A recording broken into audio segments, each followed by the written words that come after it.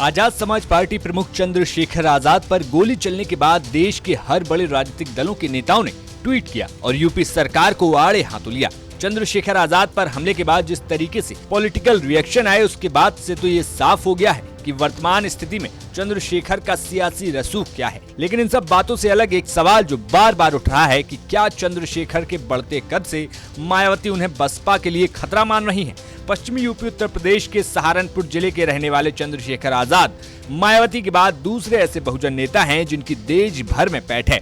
सहारनपुर के बगावती तेवर वाले इस लड़के की छवि से सधे हुए राजनेता के तौर पर चंद्रशेखर आजाद की यात्रा बहुत लंबी है। वह महीनों तक जेल काट चुके हैं। पुलिस कई प्रदर्शन स्थलों से उन्हें घसीट कर लेकर गई, लेकिन उनके साथ इतना कुछ होने के बावजूद भी वो पीछे नहीं हटे और खुलकर मोदी और प्रदेश के योगी सरकार के खिलाफ बोलते रहे। कोविड-19 महामारी के दौरान जब बड़े बड़े दिग्गज घर में घुस गए, उस समय भी चंद्रशेखर आजाद ग्राउंड लेवल पर काम करते रहे और अपनी सियासी जमीन को मजबूती से संभालते रहे। और यही कारण है कि बहुत कम समय में चंद्रशेखर ने आम लोगों के बीच वो पकड़ बना ली जिसे अचीव करना सबके लिए बस की बात नहीं थी। अगर स्ट्रेटेजी की बात की जाए तो चंद्रशेखर आजाद ने आजाद समाज पार्टी की स्थापना से पहले ही दलित युवाओं का एक मजबूत कैडर तैयार कर लिया था। युवाओं को उनका रुआब पसंद आता है। सहारनपुर में जब जातीय हिंसा भड़की थी तो उसके लिए चंद्रशेखर आजाद महीनों तक जेल में रहे। उनके ऊपर रासुका तक लगाई गई, उनके खिलाफ गंभीर धाराएं लगाई गईं, वहीं उपद्रवी तक कहा गया और इन सबसे बेपरवाह चंद्रशेखर अपनी जमीन तैयार करते रहे।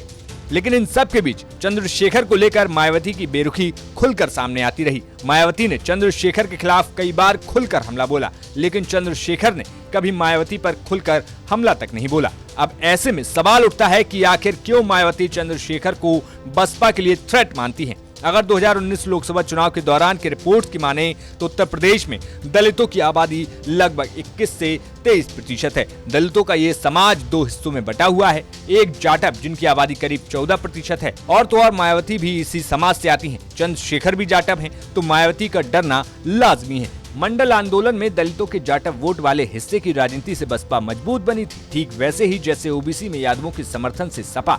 मंडल आंदोलन तक दलित, ओबीसी और मुस्लिम कांग्रेस के वोट थे, पर यह इन दोनों पार्टियों में बंट गए हैं। गैर जाटव वोटों की बात की जाए तो इसमें आबादी करीबन 8% है, जिनमें 50 से 60 जातियां हैं और उपजातियां हैं और ये बोर्ड विभाजित होता है। यह विभाजित बोर्ड ही कभी भाजपा को तो कभी कांग्रेस को मजबूती देता है। जानकारों की माने तो पिछले 4 चुनावों में हार का मुंह देख रही बसपा अध्यक्ष मायावती को लगता है कि अगर उनके कोर वोटर भी उनसे खिसक जाएंगे तो फिर आने वाले समय में बसपा का क्या होगा। हालांकि चंद्रशेखर गोलीकांड के बाद एक बात तो साफ है कि आजाद समाज पार्टी के अध्यक्ष चंद्रशेखर का कद अब छुटभइये नेता से कहीं ऊपर है। ब्यूरो रिपोर्ट, यूपी तक।